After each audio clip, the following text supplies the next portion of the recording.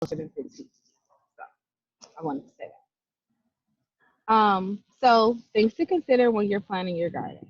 You want to think about who's going to be involved in the garden. So some of us may just have a family garden where it's just going to be ourselves or our children or, your mom or whoever. But then there are community gardens where you're thinking about how many people can you serve. There are school gardens, thinking about how many classrooms, how many teachers. So just thinking about like who's going to be involved is an important step in considering garden planning because that may determine the scale of your garden. Like I have, and I'll talk about it later too, but I have a little container garden at my house because me and my son are the main ones that kind of maintain it, but that's sort of the scale that I can handle. But if you are thinking about, well, I want my whole family to be a part of it, well, then just a few containers may not be enough to get everyone involved. You also want to think about what you want to grow. So, um, are you interested in growing um, tomatoes, or do you just want to do greens, or do you want to do everything? So that'll be thinking about those things are important because that's how you figure out where to source your plants and seeds. Do you have access to tools? So um, typically, right now, especially in the city of Detroit, there are a couple different organizations that offer tool banks where you can borrow tools. Even we typically have a tool borrowing process. So just thinking about what tools you need. But to get started, you really don't need a lot of tools, and I'll address that later on. But just like, do you have any tools at all, and where you can get them from if you don't? You also want to consider what functions is the garden going to serve. So that goes kind of back to who's going to be involved. So are you starting this garden because you want to engage your community, because you want to get people talking about growing food? Are you starting this garden because you want to grow food and sell it at your local farmers market? And different gardens serve different functions, which definitely affects how much you plant, how much time you need to go into it. You don't want to start a community garden if you don't have members of the community that are bought in, because then you'll be out there by yourself trying to figure it out. So just always consider, like, what function do you want the garden to serve? And never forget that you could start off with one purpose of your garden and then it can shift. So that's something to consider. And then also, like, how are you going to source your water? Water is really important when we're thinking about starting our garden. And there are a couple of different ways that you can source your water, but just kind of putting a plan together. Like, if you want to start a garden on a lot that doesn't have a water source, then you'll have to figure out if you're going to make a collection system, or if you're just going to bring water from your house. So that's probably one of the most important questions as well. So you also want to think about choosing your site. So if you are guerrilla gardening, or just sort of like you found a lot and you want to garden on that lot, you want to grow, you want to make a community garden, that's fine. But then you want to figure out who owns the site, because you don't want to invest time, energy, resources, love, sweat, and tears into a site that someone might come and purchase, and then that site is gone, or that the city might already have plans for. So um, there are options for purchasing lots that are near you, and sometimes even that are not near you. But just thinking about you never want to just like show up on a piece of land, grow on it, and then not even at least do the research to find out. Because sometimes there are vacant lots where people no one owns it, or it's unclear who owns it, and then that land is there for years before anyone comes. That's possible. So that's not to discourage folks, but just it's good to know. You also want to think about your sun exposure. This is really important. Um, if you want to have healthy crops, you want to think about Does your garden have access to full sun? A lot of times, especially I see at some of my school sites, and I've been all around in lots of different schools. A lot of times when people start, they wanna put their garden in a place that's really cute or aesthetically pleasing, but sometimes that site, that specific placement doesn't have full sun, and it doesn't make sense to plant in a place where you don't have full sun, especially if you're thinking about things like tomatoes and peppers and things that require full sun. So you want to think about, does your garden have access to full sun? When you're doing hot crops, you're going to need at least like 8 hours of sunlight a day. And so just thinking about where the sun rests in the middle of the day, where it rests when it's the highest, um, what things might be shading. So you don't typically want to do garden beds underneath big trees because you're not going to get it. So but it is okay if you have some shaded areas in your garden because not all the things that you grow are going to require full sun. You want to think about, you want to figure out tools and the proximity to the site that you're at. So whether you're going to have to transport your tools, whether there's a little shed, whether there's a tool bank that's near, and if this is just your in your backyard, then tool figuring out where your tools are is not a big issue just because you'll probably be carrying them right from where you are. And some basic tools that you're gonna need are, you'll need a hoe, a rake, a shovel, and a trowel. That's and like a watering can or a hose. That's pretty much all you need. You don't need a whole bunch of tools. And then you really wanna think about your soil type. This may be one of the most important, if not most important things that you're thinking about is what type of soil you have. So different soils have different textures. You have clay, you have sand, you might have a lot of rocks. A lot of soil can be planted in, but knowing your soil type is going to help you figure out what you need to do to cultivate that soil and make it more healthy. Um, and then also, we always recommend testing your soil if you're going to grow in ground, because there are contaminants that may prevent you from even wanting to interact with the soil around your area. Um, you always want to think about lead, especially folks that live in Detroit. I I wouldn't say that, I don't know what the percentages are of sites that have lead to don't have lead, but if you want to grow on ground, you definitely want to test your soil. That's really important. Hey, And Nick, then you want to, you yeah. do have a question on here about soil testing right now. You got Yeah. a couple questions here. One about soil testing. Um, how can people go about soil testing right now? Is that a possibility? The So, camera dropped. so the camera, I think we need to, I think it flipped when it dropped. We Sorry, gonna fix it. guys. You have to tell us what it is. Is it okay? Can you see? Can you Uh-oh, a see? little technical issue here. Can you see? Yes, No, it's like black. it's black. I think Yeah, she just has to adjust where the lens is looking. Can you see now? nope. It might be Um, flipped around. I'll While go. she fixes it, I'll go ahead and, or do you want to go ahead and answer the question about soil testing?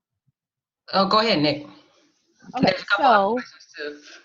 okay. So right now we are not offering soil tests, um, because the lab that we use specifically is closed.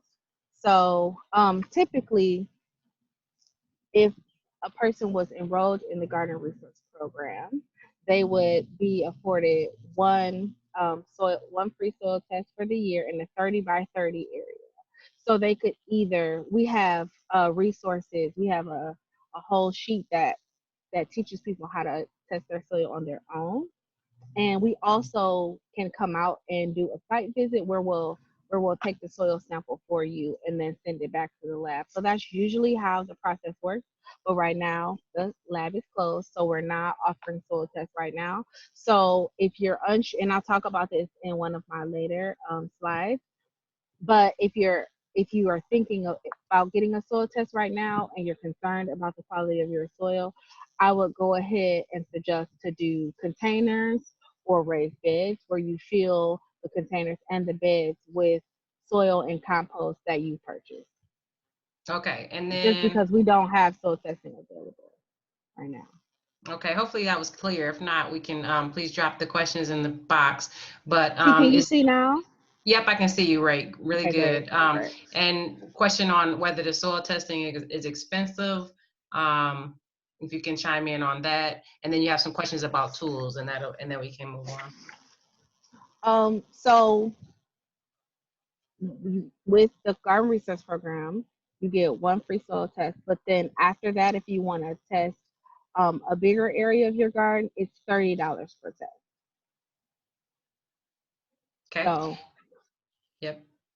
And that's the straight cost from the lab. Um, then a question on where people can get tools like right now. Any suggestions on where people get tools right now? And then also, can you clarify those tool rental places that you mentioned? So the regional hubs. hmm Yeah. so Keep Growing Detroit does have regional hubs where tools are available to be borrowed. So are the regional hubs? So the regional hubs are closed right now, so we're not able to offer that. I am unsure of other tool places that are open right now. I think that there. Which one did you? Yeah, there's a East Warren Tool Bank, but that's also closed as well. hmm So I know that if you're looking to purchase, I've been purchasing things. I just got some worm castings on Amazon. It took a hmm little bit longer.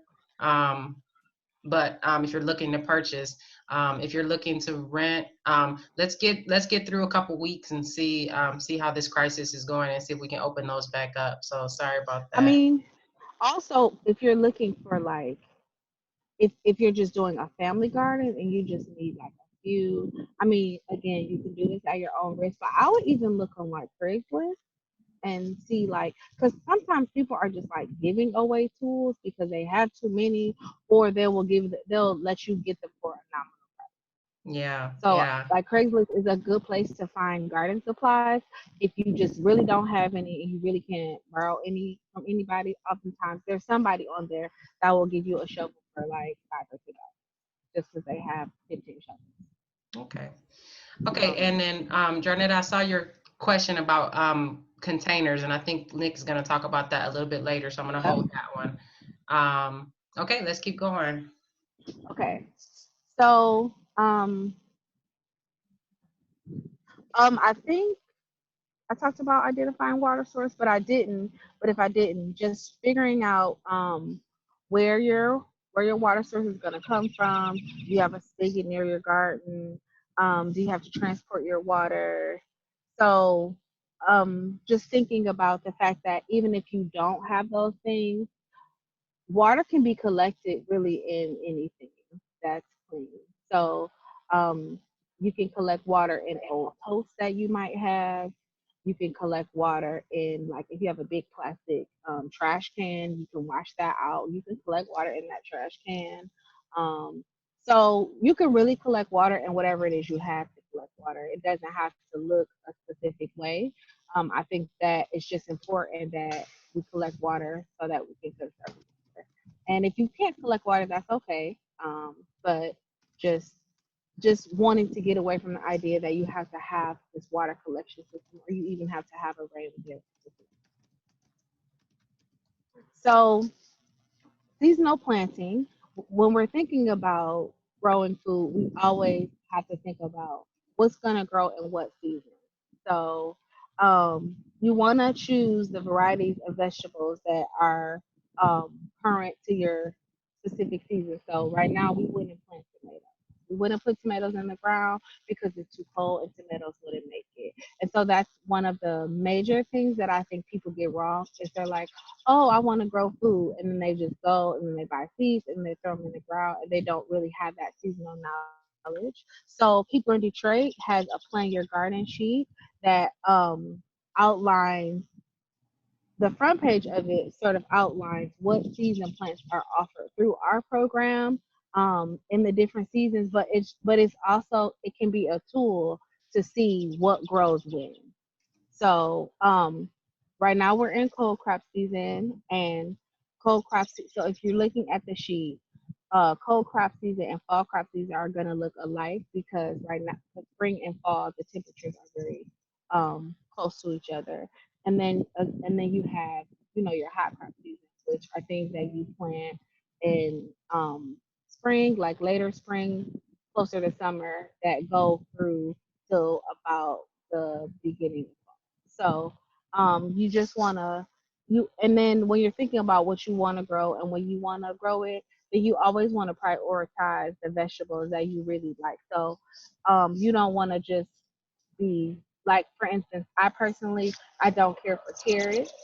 I don't care for celery. So those are not things I'm going to prioritize in my garden because those are not things that I really like or I'm going to eat or make a like.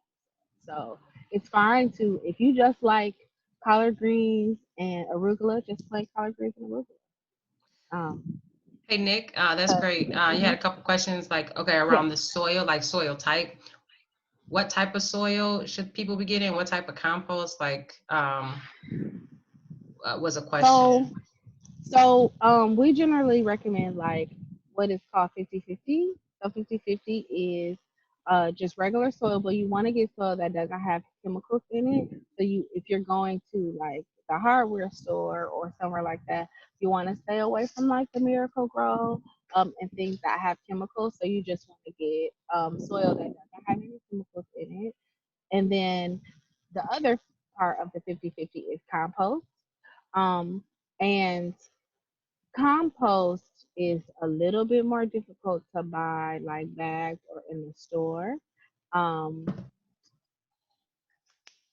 so, but 50-50 is soil and compost and mixing half and half because if you grow, some people are like, well, I'll just grow in all compost.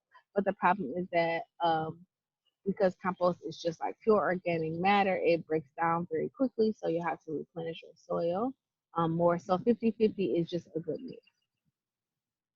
Okay. And you can, I'm Oh, sorry, sorry. go Go ahead. ahead. And you can buy bags of soil at the hardware store. There are also like landscaping companies that you can reach out to. There's a company called, and I'm not endorsing them, I just use them. They're called Panettas, and they have both compost and they have soil that you can buy, and then you can buy them already mixed together and they'll deliver. So that's a route that you can go. I just looked yesterday because I knew that I was going to get this question, and they are closed until April 13th. There are two that are open. So Eagle and then Bushel Mart. Bushel Mart are open right now, and so you can get your compost and your soil from there. And see, can we just provide that to them at the end, Yeah, like I the can. information Is that Eagle? And you can. I'll get the in Bushel Mart? Bushel Bar. I never heard of that one. Okay. I want Yeah. to make sure I'm spelling it right. But I put Okay. Eagle. The one other one she said was Panetta's. Oh, thanks, Christina, for dropping that link to Plan Your Garden. I couldn't drop it until we stopped screen sharing. Um, and then Amy says Brother Nature has some. I think it's $20 a yard at Brother Nature. And then Lindsay, how we're doing the pickup, the plant and seed pickup. Angela was talking about this. We're doing curbside pickup, and you'll have to make an appointment for that. So once you fill out your application, you'll receive a link to sign up for curbside pickup. So there was a couple questions about that. Everybody, the March distribution was canceled due to the crisis here, and all of those seeds that you're getting March you'll be getting in at the coast. Wanted large amounts. Thank you for Christina for throwing in that Plan Your Garden doc and that and the link to the thing. Some of the questions. I just want to make sure we got through. And then Tamika wanted to know if you're going to talk about composting in your slides. So I'll let you keep going, but if you can maybe mention composting somewhere along the line. Yeah, so I don't have composting in my slides, but I can talk a little bit about composting.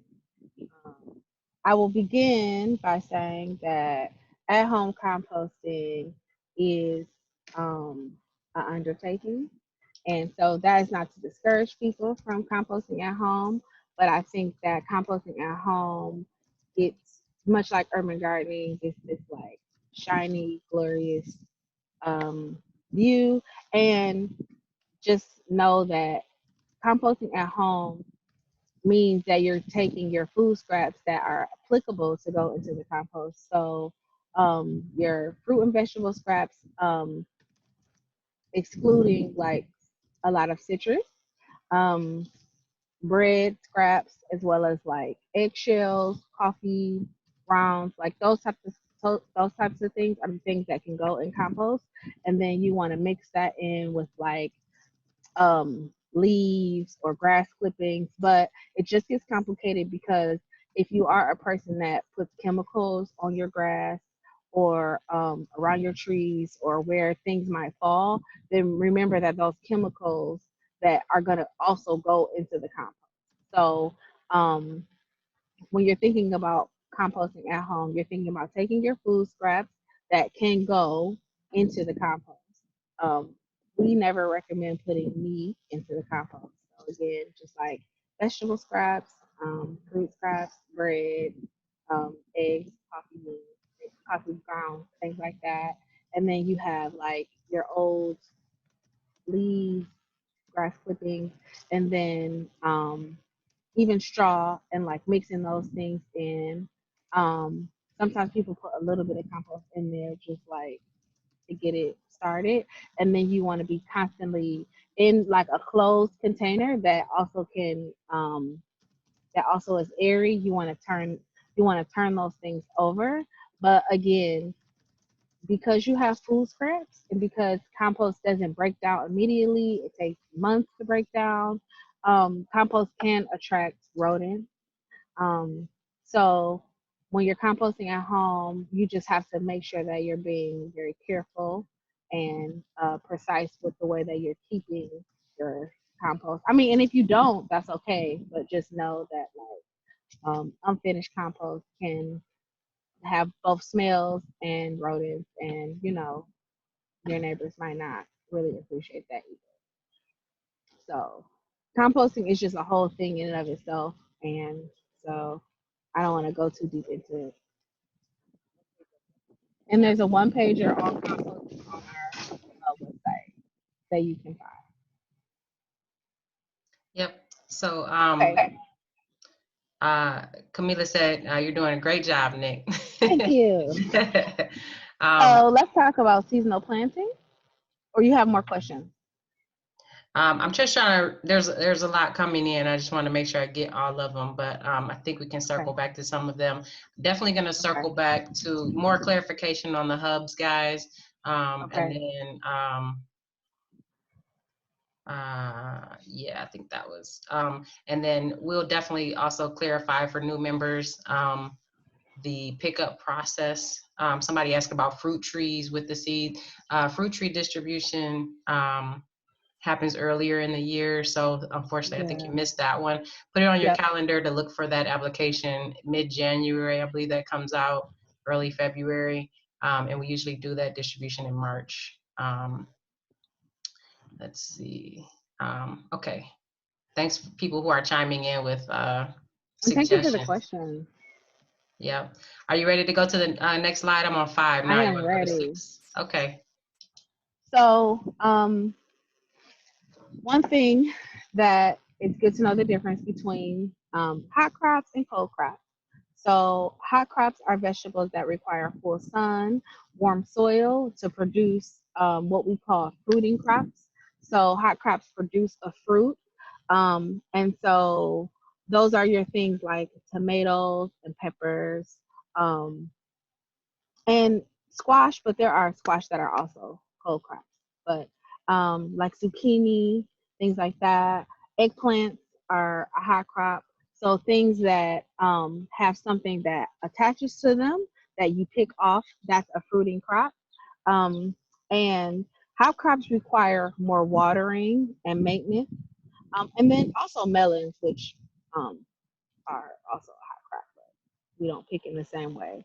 So, yeah, they require a lot more watering. So that's the biggest thing about hot crops is that they require a lot more support. So you have to water them more because they have more, they are exposed to sun more, and the soil will dry out. Um, and then you also have to give them full physical support. So your tomatoes will need to be staked. Um, you can you can do stakes that will support like the spine of your tomato, so that when the fruit begin to get heavy, that the plant doesn't break. Or you can also do cages, where you can plant your tomato plant, put the cage around it, and then it'll, as it grows, it'll grow up the cage and like anchor itself on. But hot crops are the crops that definitely need a lot more support. They take a lot more love and a lot more time. And in some instances, hot crops need to be weeded a little bit more. And then we have cold crop. And right now we're in cold crop season. So these are the things that we'll be planting. So those are vegetables that can be planted and thrive in colder weather.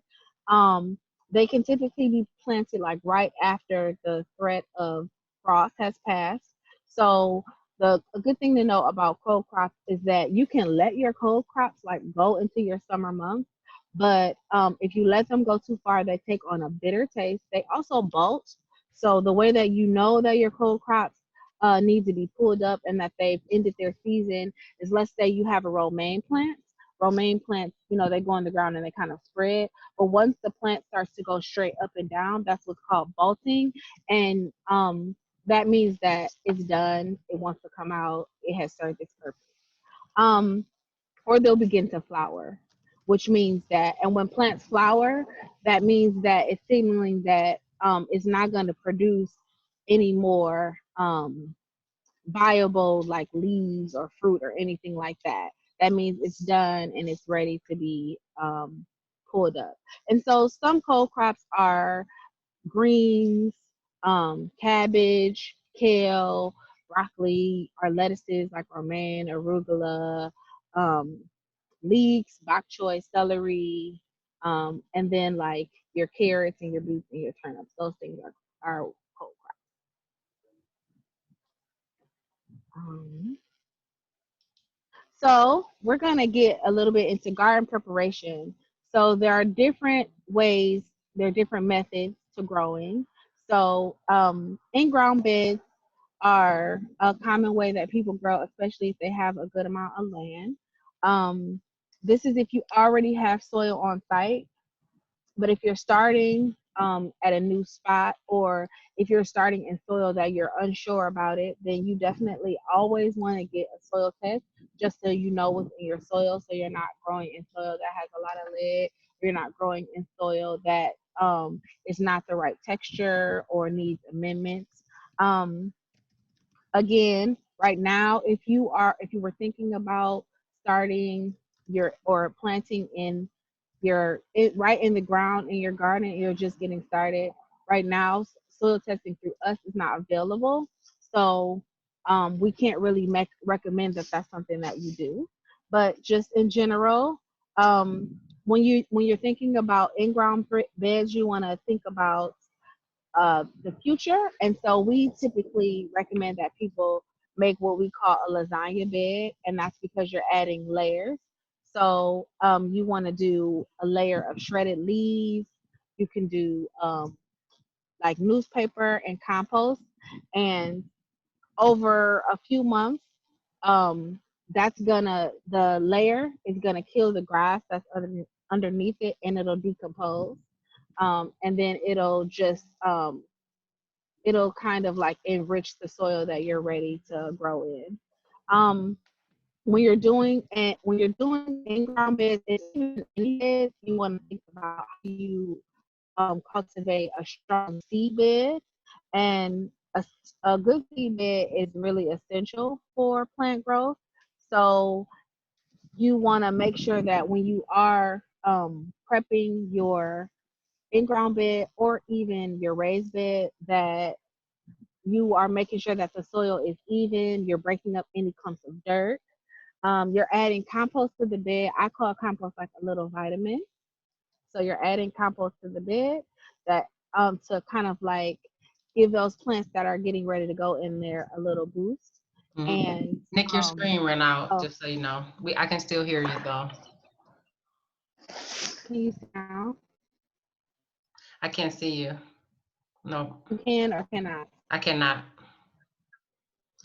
You could use your other Interesting. camera, possibly. And your phone is on low power mode. Okay. Mhm. She's Lots of working on it. great information about composting popping off in the chat box. Thanks, guys. Yay! Uh-huh. Um, I mean, I love compost. yep. You can continue to talk. We can see the Okay. slide. I'm on garden prep slide while Okay. we So, figure and out the you're camera. on in-ground beds. Yep. You're on in-ground beds. And Mm-hmm. can you see me now? I cannot Or see you. No, it's just black. is it black? Mm-hmm. Okay. So I'll keep going and talking about in-ground beds. She says it's black. Does it need to be flipped? Do you need to flip that?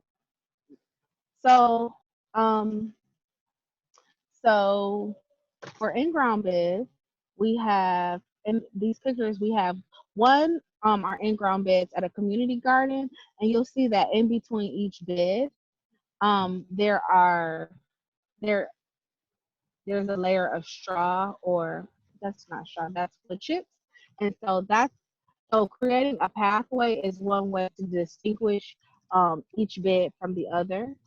So a lot of times, if you have in-ground beds, you can, and you want to make a pathway, you can either like let the weeds grow in the pathway and then just kind of keep it that way. You can put cardboard down, or you can put cardboard and then wood chips on top, which is like my personal favorite way of sort of making pathways. And then the other picture is just a person that Oh. has. Nope, except for the bottom part of the slide is not showing. Sorry guys. So uh it says Look, sprinkle it. Can you read that out? oh, sprinkle it over the bed once it's prepped. Rake the bed flat once more. And if the soil is dry, you can water the bed to get it ready for planting. Okay. Which I will also like show how I'll put the compost on top of the bed and rake it flat and everything. I'll do that in my live demonstration. So we can move to containers. Can you see that slide? Yep. Okay. So containers are one of my favorite ways to grow. It's perfect for people who don't have a lot of space. It's perfect for people who don't necessarily have the resources to do raised beds or in-ground beds. And really, many things can constitute as a container.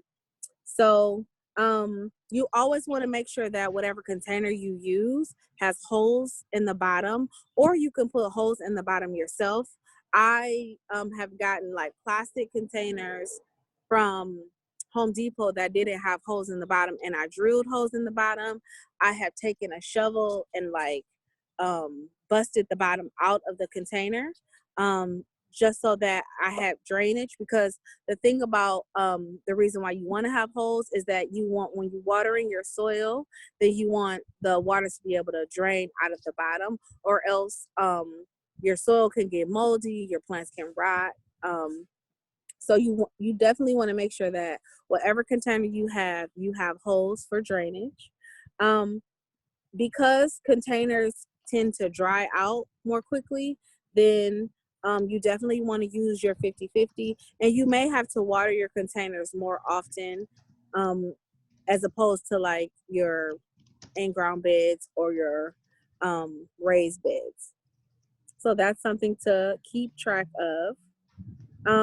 Containers should be kept outside. People always ask me, can I just bring my container inside? Nope. Containers should be kept outside because containers need the same conditions that your plants would need in the ground or in a raised bed. If you have like a lot of sun on your porch, you can maybe sometimes keep containers on your porch, but outside is best for containers. Unless you're talking about like a little herb plants, and little herb plants can be windowsill plants. But outside of that, anything bigger than that, it should be kept outside. So you don't want to overcrowd your containers. This was a mistake that I made very many times early on, and I still make it probably at least once a year, as I like to crowd my containers. But if you want to get the biggest plants and you want to get plants that produce the most amount of leaves or fruit, then you don't want to overcrowd your containers. So our general rule of thumb is that large containers are needed to grow maybe. So in large containers, you want to do 1 or 2 plants at most. And the large containers are, we consider like 18 inches or more. So for example, if you were doing kale or broccoli, you would just only put like 2 plants in there. And then you would space them. You wouldn't put them right next to each other. You would space them as far apart as you can, where there are still like room around the rim of the pot for soil to go around. And I will also show you some containers that we have here as well that we use. But if you have smaller containers, then you can put things like I'm at my house. So what the picture to the right side of the slide is my house, and that's my container garden. So as you can see, I have a bunch of different pots that are a bunch of different sizes. And so one of my favorite things to do is to take my smaller pots and like broadcast seed arugula. And broadcast seed means that I literally just like poke a bunch of holes in the soil in the container and then like sprinkle my seeds in there and cover it up. And so basically the whole like pot is just full of arugula. So I do that with my greens that you can do that with. Sometimes I do that with like my mixed lettuce greens. So your smaller pots, you can always do like lettuce or arugula. I wouldn't recommend spinach because spinach takes more you have to plant spinach with more intention. But so saving like your lettuces, or you could even do like 1 romaine container in a smaller pot, and then your bigger pots you want to use for like your collard green, your kale, your broccoli, your plants that are going to get a lot bigger. So and then this other picture to the left is a container garden that's at a school. And as you can see, those containers are significantly bigger. So in those containers, you can fit maybe 2 or 3 different kinds of plants. Any questions? I had some questions about raised beds. Are you going to talk about that on the next slide? Yes. Yep. And then None for containers. not for containers, but Valerie just asked, do animals typically bother your cold crops pots? No, they don't. The squirrels in my neighborhood, they like my tomatoes and they like my peppers. They're not really into greens. Nope. Okay. I'll go to the next slide. I'm on slide 9. Okay. We are near the end. Okay, so raised beds is another form of a container, but it's a raised bed. So it's made out of, typically raised beds are made out of wood. And you build the structure, or they have like raised beds that you can purchase at hardware stores, or you can buy a kit online, and then you fill it with your soil and your compost. So you have to consider a lot more when you're thinking about raised beds, because you have to get your dimensions right. A lot of people, a pretty common dimension is like 4 feet by 8 feet, which makes a rectangle, but your raised bed can be whatever dimension you want it to be, that suits your garden needs. If you have less space, you can make smaller ones. If you have back issues and you don't want to bend, you can make double raised beds. But then when you think about that, amending your design, then you have to think about how much more soil you'll need. So typically for like a 4 by 8 raised bed, you would need like 1.5 yards of, no, oh yeah, okay, so I'm thinking 2. So you need 3/4 of a yard per bed. So 2 raised beds, you need 1.5 yards. But for one 4 by 8, you need 3/4 of a yard of 50/50 or compost. So and 4 by 8, the depth is 10 inches. 10 inches. Yep. So you'll need to think about how you're going to get your soil there. So when you're thinking about like when you're getting into the yards, then you might want to consider soil delivery, like we were talking about earlier.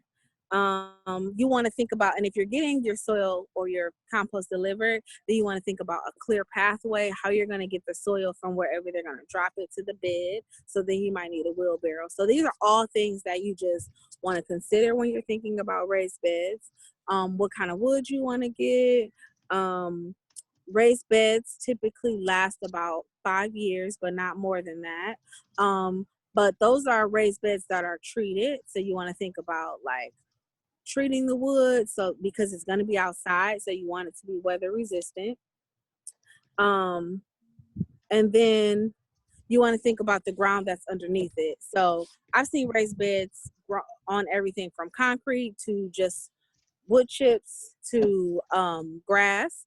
But especially if you're going to put your raised beds on top of grass, then you want to layer it with cardboard, because you want to kill the grass underneath it, because you don't want grass growing up through your raised bed. That's going to be a headache.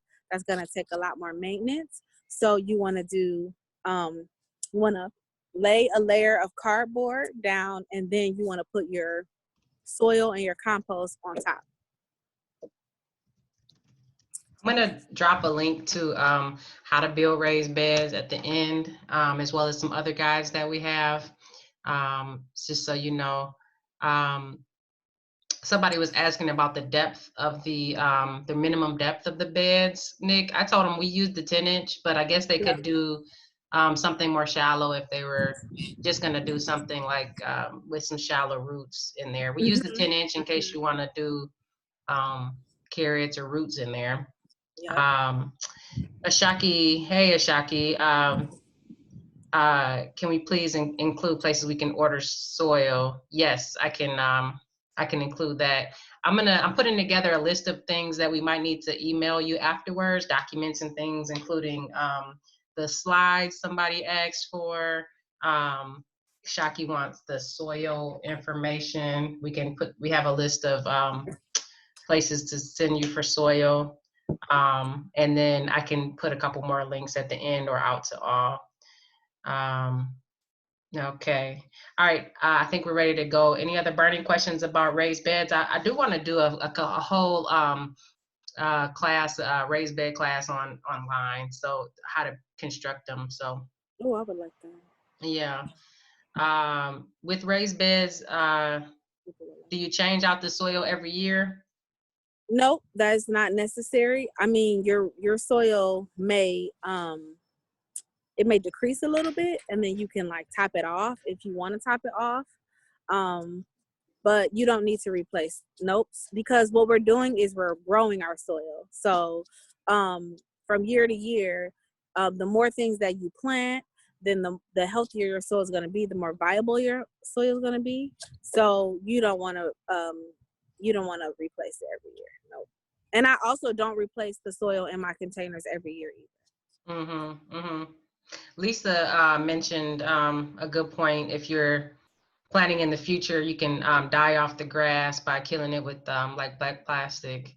They call that solarizing. So you can put out plastic and die off the grass, or you can scoop it up with a shovel. For aesthetics, you can always put, like if you do a couple different raised beds, you could Yeah. always put wood chips around your raised bed, but it'll also help the weeds from growing around the sides of your raised bed. So just to clarify, she said she can use the soil that she has from last year. Yeah, keep it. You could add a layer of compost in there to give it some fertility, a little boost of fertility, as Nick calls it, vitamin. Vitamin C. Vitamin C. Should you add amendments every year to a raised bed? I guess it depends on what you start out with, right? Yeah, it depends on what you start out with, but it depends on what your soil might be going through. But I mean, you don't have to add amendments every year. I think if you have fairly healthy soil, I think adding compost to it every year is good, and then just making sure that like whatever that you're rotating the crops that you plant in your soil. So like if you plant, you don't want to plant collard greens in the same bed over and over and over again, because it may start to deplete the soil of its nutrients. So you want to make sure that you're what we call rotating what you grow in your soil. So, one season put collard greens, but then the next season carrots, but then the next season, so that it's getting different types of nutrients from the different crops. Yeah, I was just laughing because Tamika was like, can you talk about rotating plants? And then you said rotating plants. Okay. You ready, T? Yeah, you want to go to the next slide? Yes. And then there was a question about the potting mix from last class, and from Elijah. Elijah was asking where to get that sunshine mix. Elijah, I get this brand from Home Depot. You can use pretty much any brand. That's the potting mix. This isn't related to this slide, but that was just to answer Elijah's question, who's one of our youth leaders. So whoop, whoop, glad you're on the line. I'll go to the next slide though. I want to see what readers answer. I'm on slide 10. Okay. So after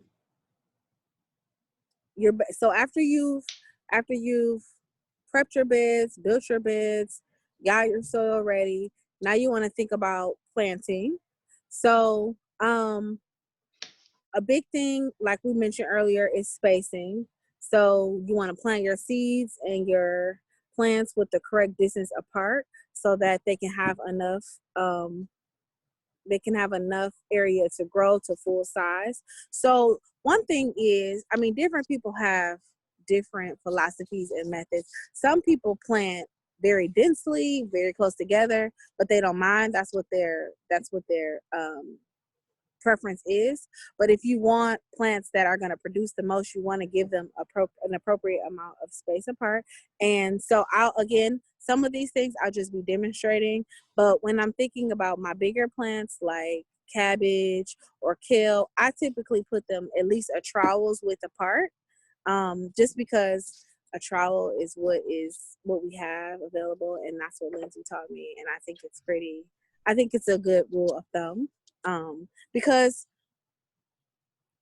a lot of people are not going to take like a ruler or a tape measure into the garden. And so you have a trowel is a good rule of thumb.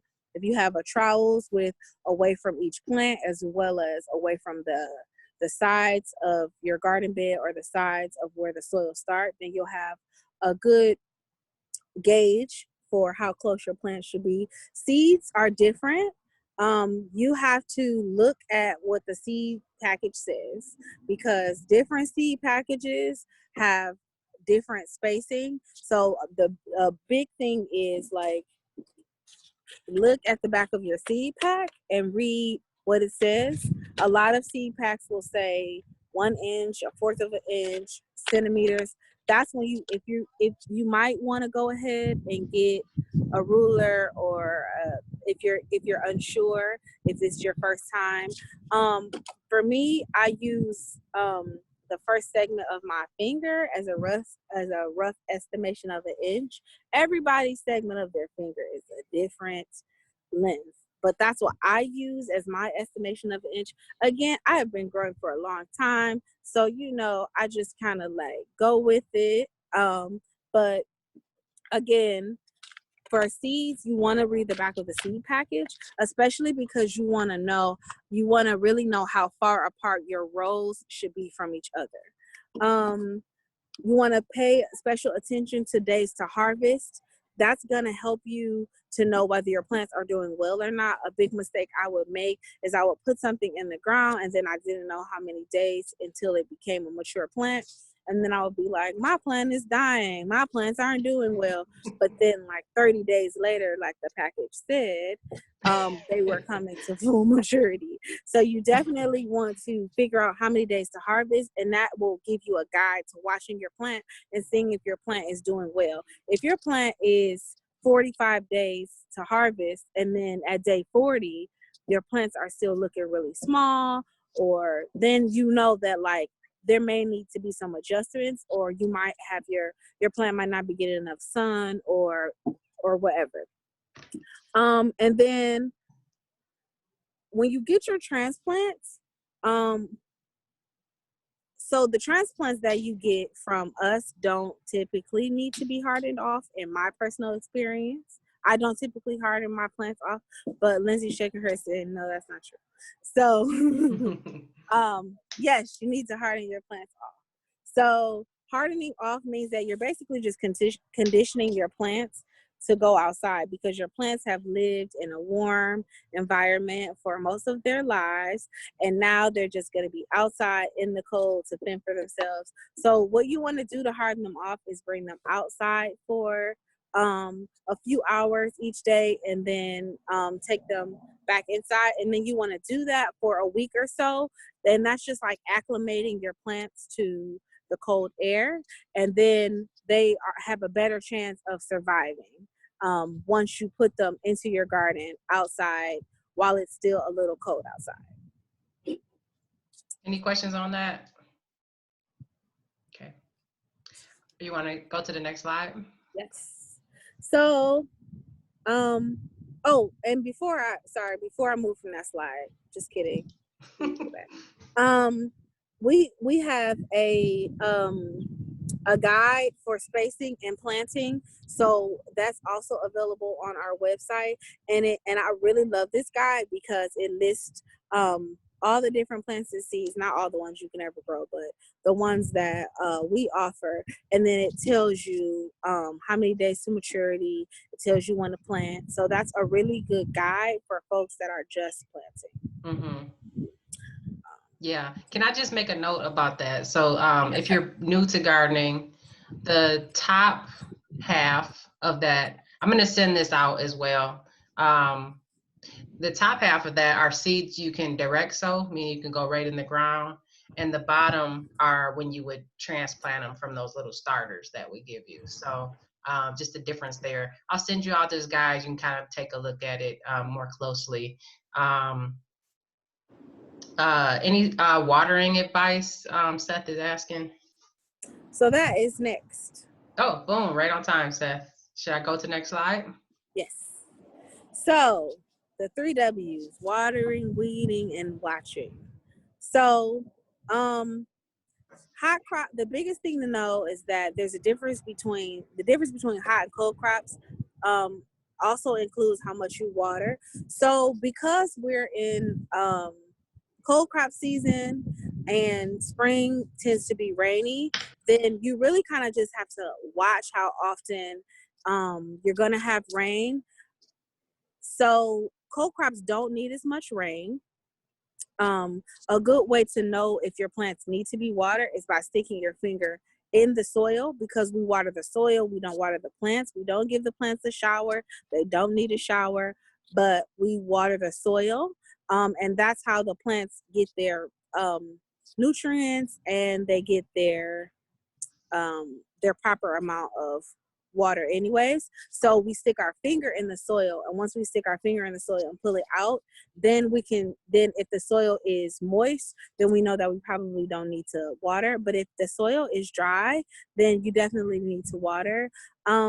Last year was really rainy, so I barely watered my cold crops at all because there was so much rain that I really didn't need to. So paying attention to the weather predictions is really important. You never want to water your plants and then it's going to rain later on in the day.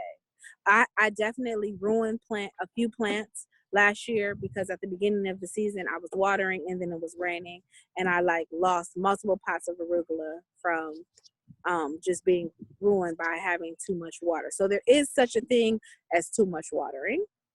Hot crops are going to need to be watered like twice a day.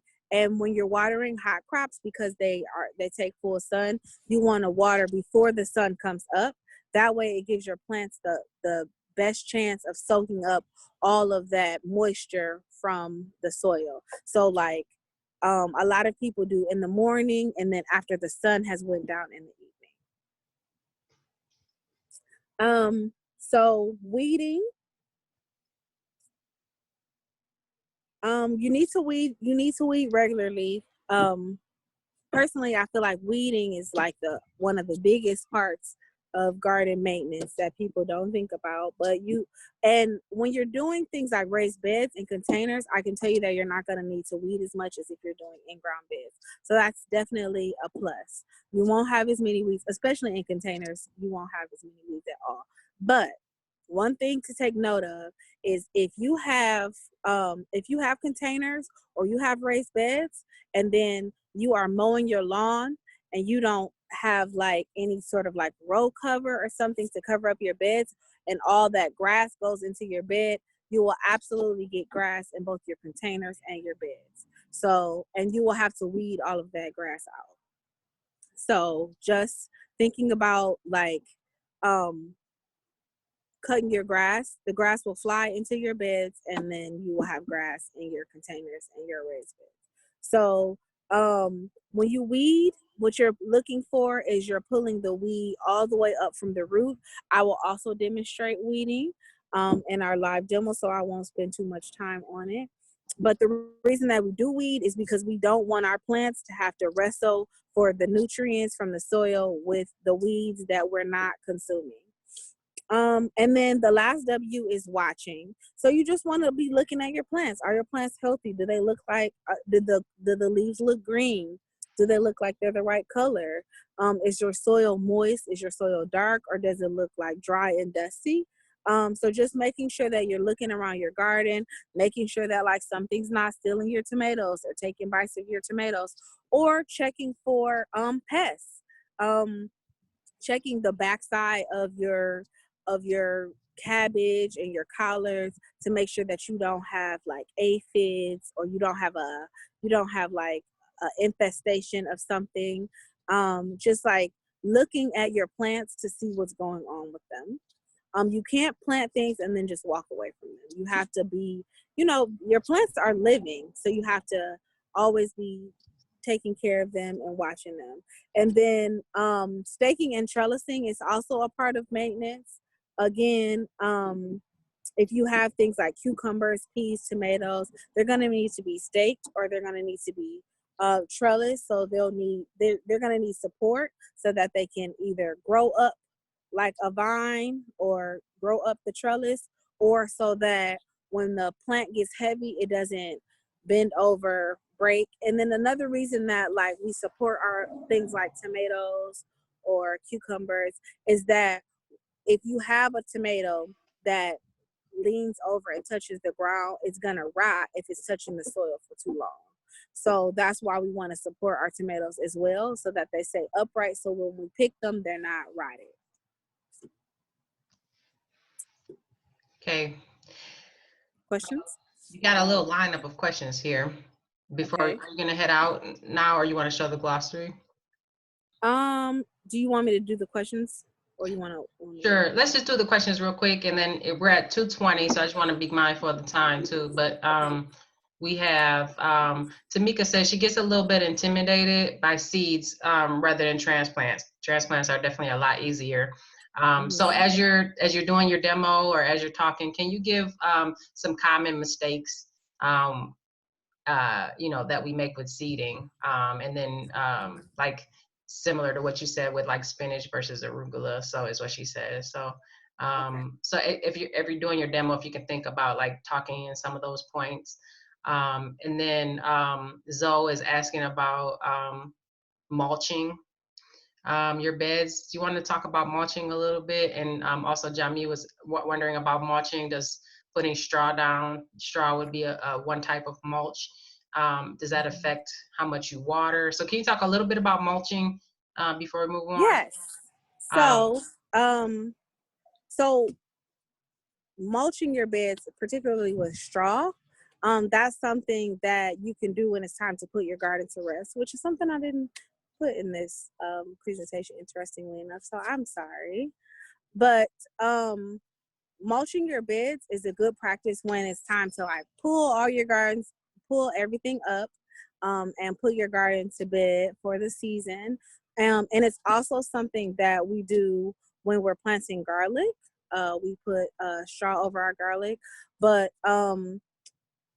you can put, so when you're getting ready to put your garden beds to rest, you pull up all of your plants, you pull everything out by the roots, and you can lay either like straw over it, which kind of just like protects the soil from the harshness of the winter.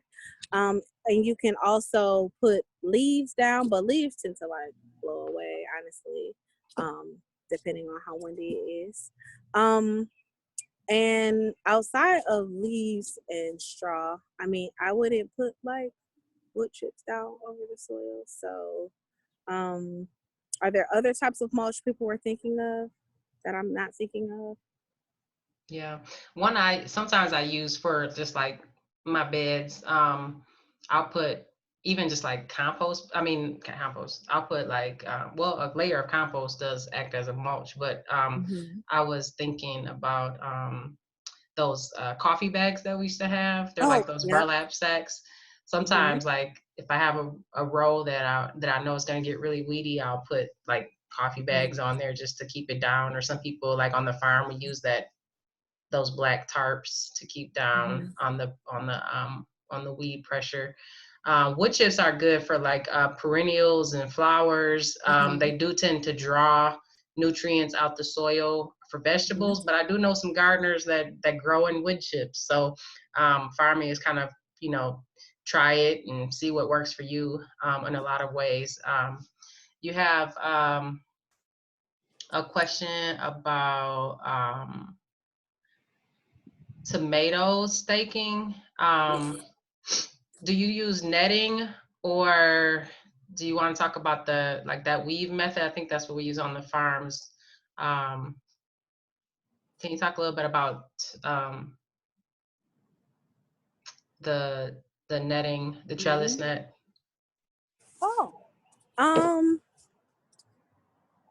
Trellis. I'm sorry, I'm like drawing a blank.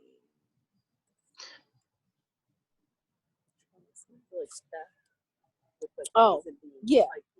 Yeah, so yeah, that's what threw me.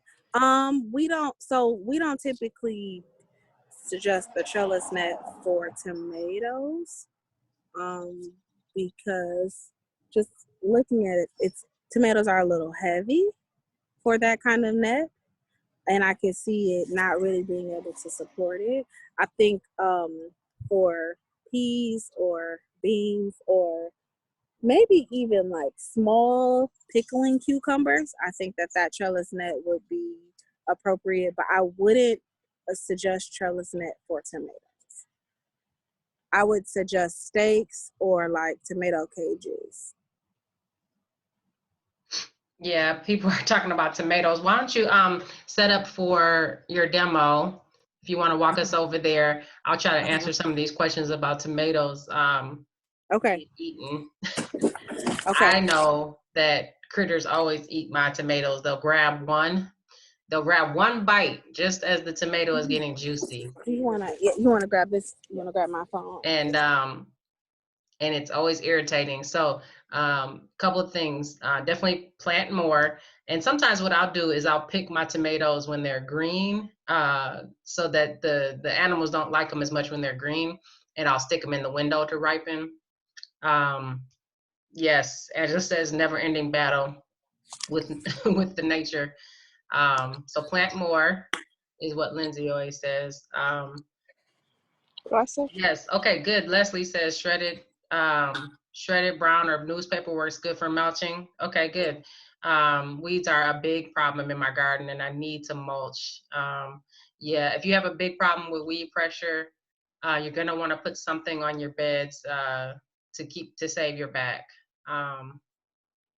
Yeah. So, and then Catherine has a lot of good points here about different things you can do. Scrolling up. So we're setting up to do just like a demo of planting. If you have any final questions, if you want to drop them in here, and we'll try to get to them. Meanwhile, I'm making a list of things I know I need to send you guys after the class, which is a copy of those slides, some of these one-pagers that we have. Can you see Nick? I see you. Oh, hey everybody. I There's can't see the Nick. screen. Okay, great. Okay. Yep, I'm finished. Compost is mulch. When to transplant seeds into pots. So seedlings into pots. So I nursery mine in a container, and when they have what they call the true leaves, then you take them out and pot them up. So the true leaves are they're called cotyledon or true leaves, and you should have 2 emerging true leaves that come out. I have a few here in my window now. So this is spinach. Their leaves look like this. Once they get those 2 leaves, I just transplanted these 2 days ago from seeding them in the nursery. And so that's when you would do that. Okay.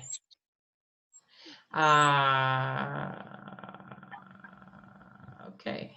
I'm gonna stop screen sharing so we can full blown her.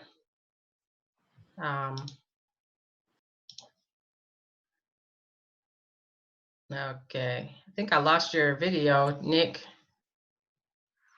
Is she there now? Yep. Okay. All right. All right. Continue to drop your questions in here. We're just going to wrap up in about 10 minutes here, but we wanted to show you some stuff like how you would start. Go ahead, Nick. Okay, so we are going to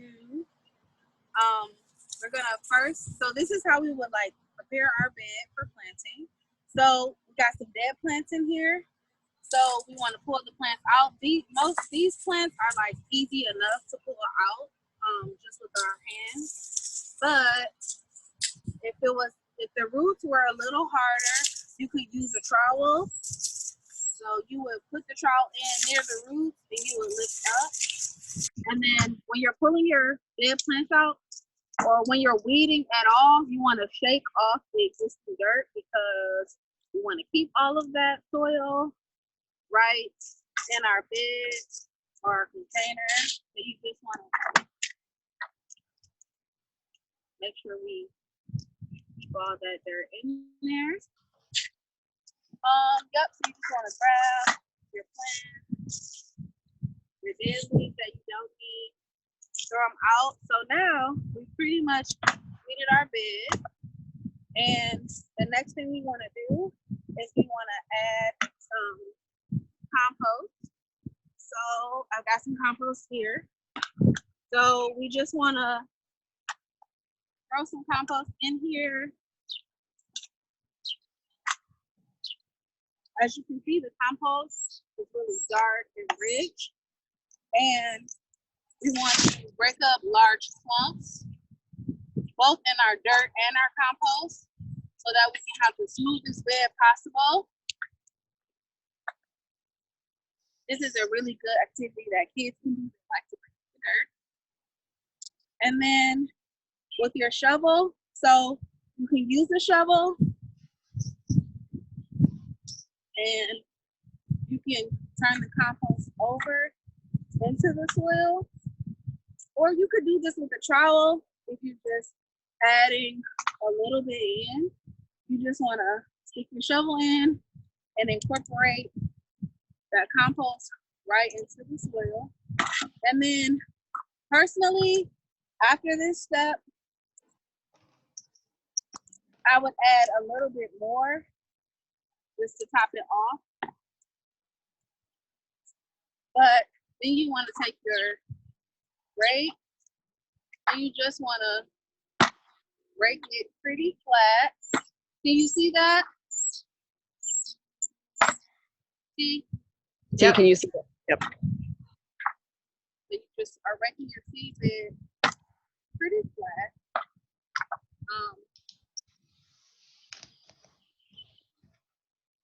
And then you can even take your hand, flatten everything out. If you see worms, that means that the soil is pretty viable. A lot of people have concerns about worms or are scared of them. Just like touch them in the soil, this is their home, and move on. So I'm gonna demo transplants first, and then I'll do the seed demo.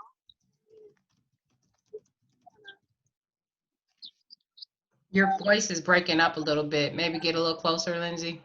She's gonna walk away. I'm gonna go to the bed. So you go back and I'll give you the. Okay. What a view. Is that okay? Yep. Okay. So for folks who are like super new, I just want to mention this compost here that you see. We keep talking about compost, but you know, our grandmothers and things like that may have used different fertilizers in their garden, Miracle Grow and things like that. This compost is organic matter that's breaking down. It's all natural. And it's a great source of fertilizer and alternative to the chemicals that we've used in the past. And so we encourage people to use the compost to fertilize their beds.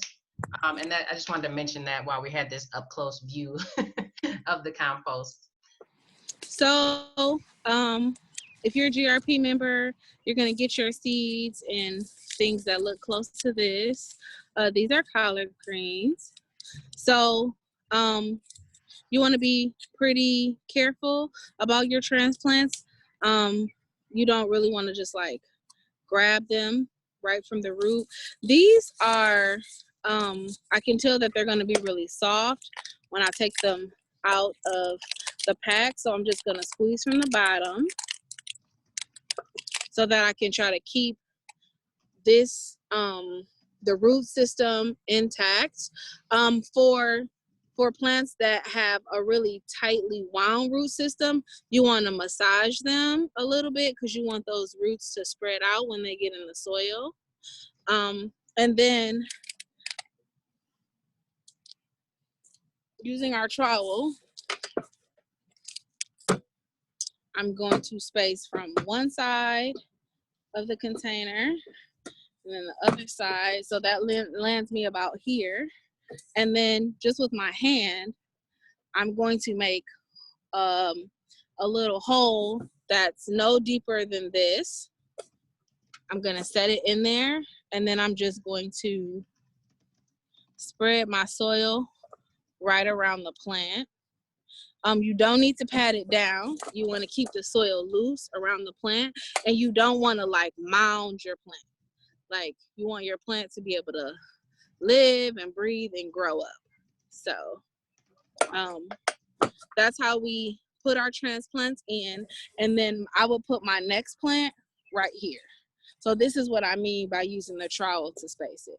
So I put my next plant here, and then I put my next plant here, so that they can get as big as they want to get. And if I only wanted to put 2 plants in here, then I put this plant here and I put the next plant like way over here just so that they had the most amount of space.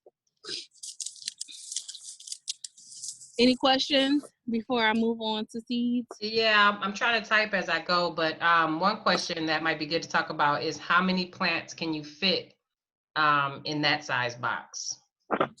So I would not put more than 3 or 4 plants at most in this box. Mm-hmm.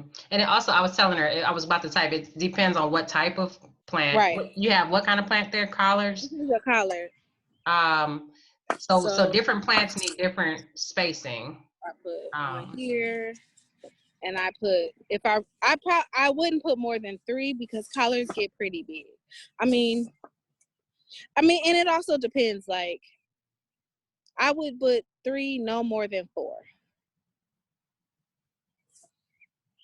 But like I said, it depends, because if you were putting basil in here, I mean, you could put a lot more basil because basil is a herb, and basil takes up the amount of space that you allow it to take up. Yeah. So if you're getting stuff from the GRP, you're gonna get a guide for how far apart those plants can be, right, Nick? So like, yeah, you know, whereas collards need to be 12 inches apart, basil may be more like 6 inches or something like that. Lettuce, you know, can be grown inches apart. So you get more lettuce in there, you get less collards, and then something like melons need a whole lot of space. So it kind of depends on what you're planting, and that's a part of your garden plan and using your space well. Question about being a member of the GRP. Is that the only way to buy seeds or transplants? If you GRP extends for Detroit, Highland Park, or Hamtramck. If you're on one of those, you can get resources from the Garden Resource Program. If you're outside of them, those cities, there's an organization called Wayne Metro that does support in a similar way cities outside of Detroit, Highland Park, and Hamtramck. And then you could also buy transplants from like different vendors at Eastern Market or your local nursery. You can buy seeds and transplants even from like Home Depot and things like that. So that's one option. Okay, so again, when you're doing seeds, you really want, seeds are intimidating. I think they can be intimidating, but you really want to read your instructions. Your seed pack is always gonna tell you the depth, how far the rows should be apart, when you'll see sprouts, how soon they'll mature. So that's just really important. So for instance, we have like this little pack of lettuce. So it says that the seed depth is 1/8 of an inch. So that means that you wouldn't even stick like your finger all the way down in there. Like you do 1/8 of an inch. So that's pretty shallow. That's not deep at all. And then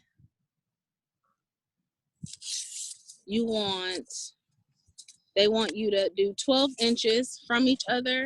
But for me, because this is not lettuce that heads, I would probably like space it a little bit closer, just because it's lettuce and lettuce can grow a little bit closer to each other. You don't need as much space. So I made like a very shallow trench here. I think when you're planting seeds, it's best to make rows of seeds, especially because when you're planting, you want to mark what you planted, especially when you don't have transplants and you can't visually tell what it is. So, you know, let's say you would write lettuce on here and then you put it at the end. Uh-oh, you can't see me. Can you see now? Yep, I can see you. So here's your lettuce marker. You're gonna stick it in there, and then, oh, it's so hard with gloves.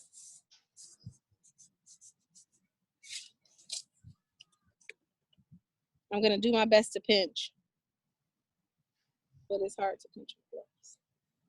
That's not going well. So you drop the seed and then you're going to space it out. So if we followed the seed pack, it'd be about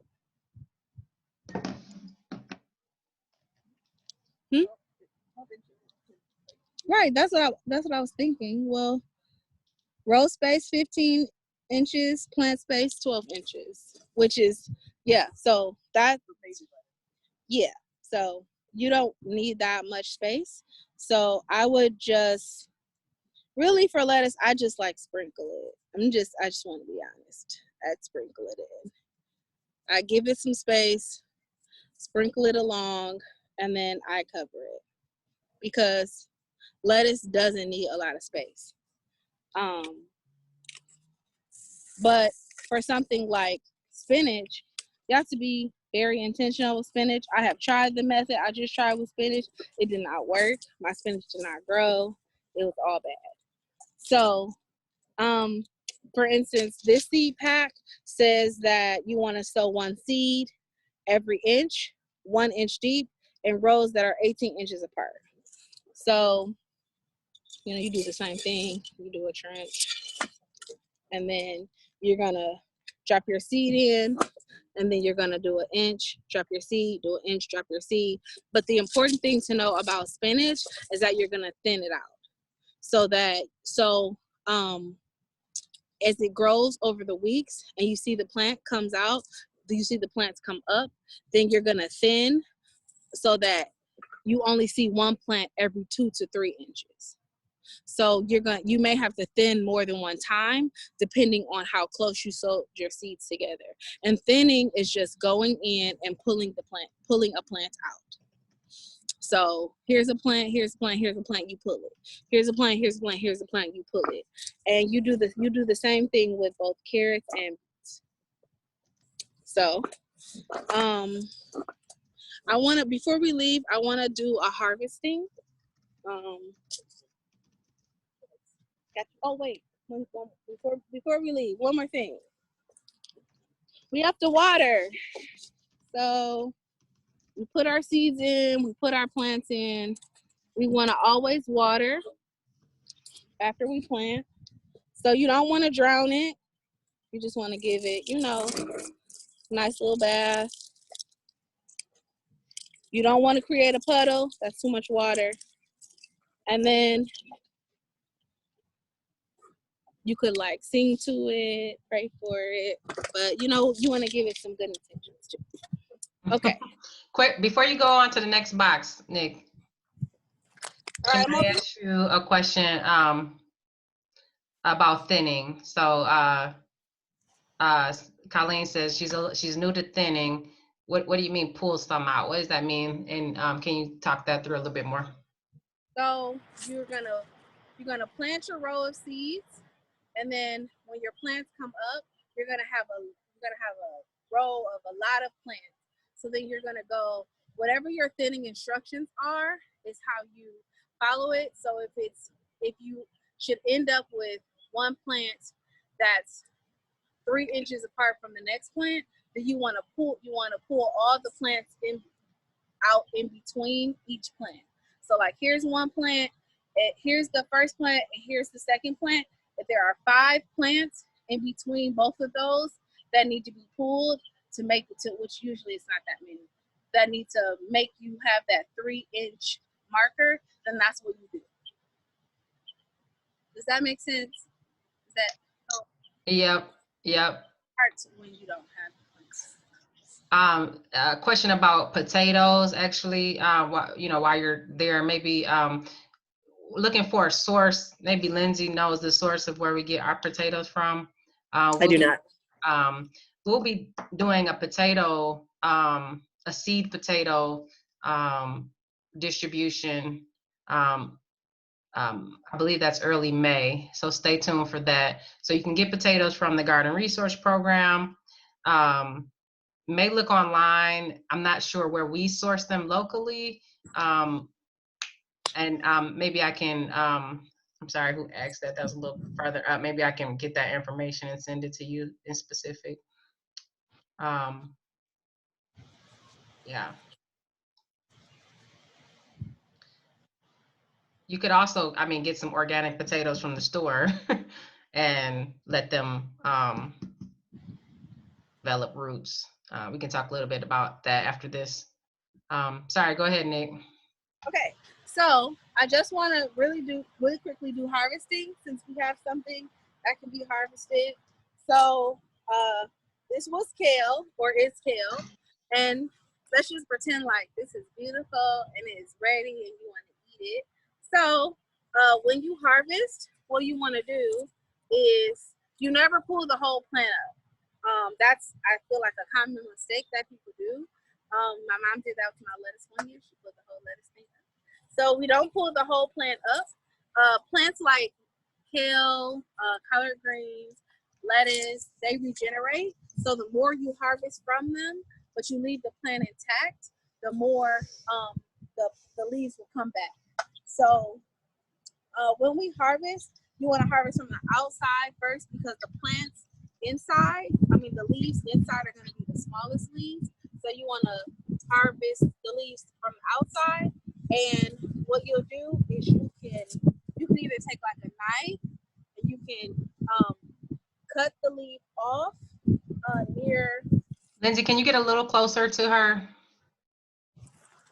Or you can just, what I do is I just twist it or wiggle it up and down and I just snap it off. So this is what the leaf is. We've harvested the leaf, but we've left the rest of the plant intact.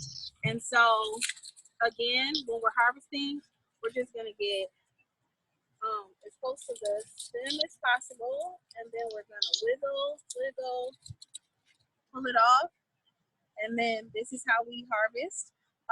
You can check the back of your leaves to make sure that you don't have aphids or any other like critters back there, but we always leave the plant intact, and we always harvest the outer leaves first because the inner leaves are still growing and getting big.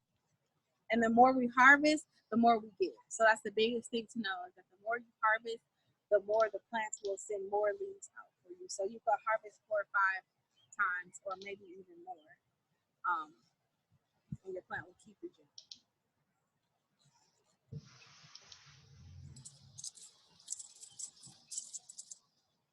And that's it. Any questions? People understand that? The little bumps on the back of the collards leaves, are those bugs? Do I need to throw them away?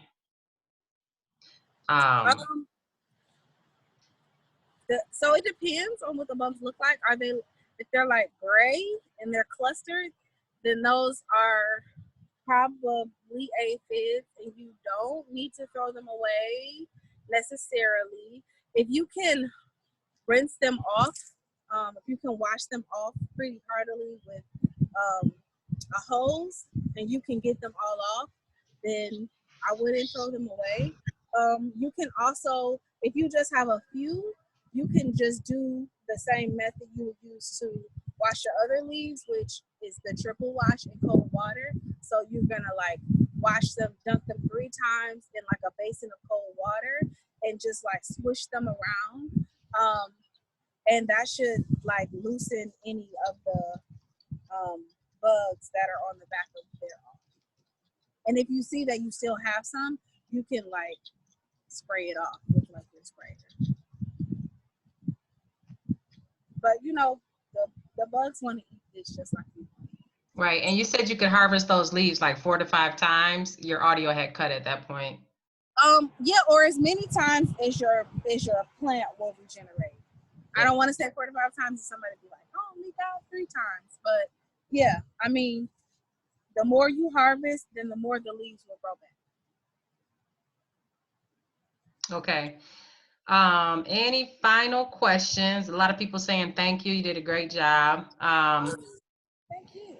And succession planting. Do you have any thoughts on succession planting? We are, Zoe, we are going to do a class specifically on garden planning in a couple weeks, which will go more in depth into succession planning and how to plan for.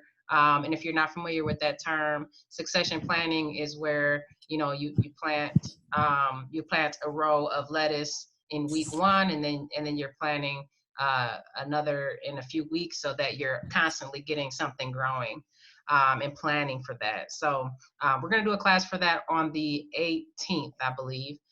So tune in for that. Any I okay, wanted to throw this no container. problem on the questions. Yep. So somebody was asking what other virtual, do you have one more thing? Yeah, I just wanted to, I said I would get back to this, but this container has little drainage holes around the bottom of it. So this is what I mean by, if you are gonna plant in a container, make sure you have drainage holes so that when you're watering, your plant can drain properly. But your container doesn't have to look like this.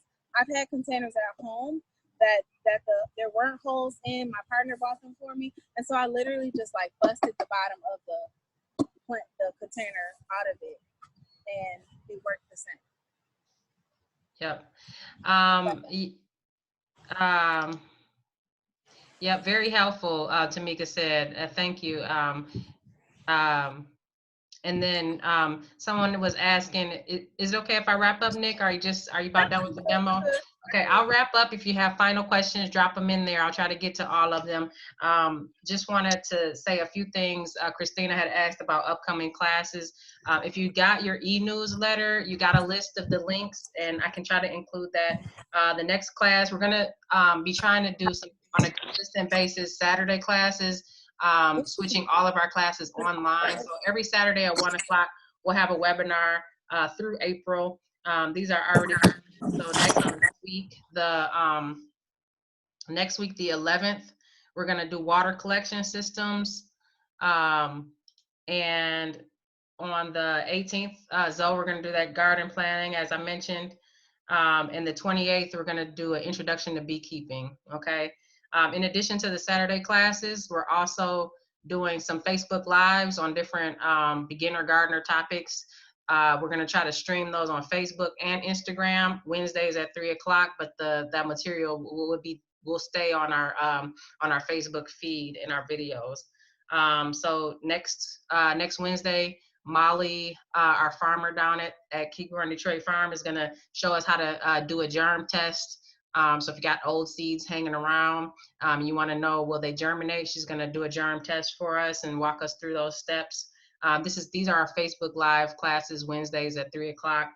On the 15th, we're gonna do, Akello's gonna do garden bed prep. So some of the stuff that Nicolette talked about, but getting a little bit more in depth on how to prep your beds. Planting seeds and transplants. Nick's gonna go over some of this spacing stuff a little bit more on the 22nd. And then I know we had a couple questions about thinning and watering. We're gonna do that in a Facebook Live, specifically talking about thinning and watering. That'll be a chance for you to ask questions for staff. We are still checking our voicemails and our emails. So if you have questions, we're always happy to help. Even small questions about what's going on in your specific garden, we'd be happy to help. So I also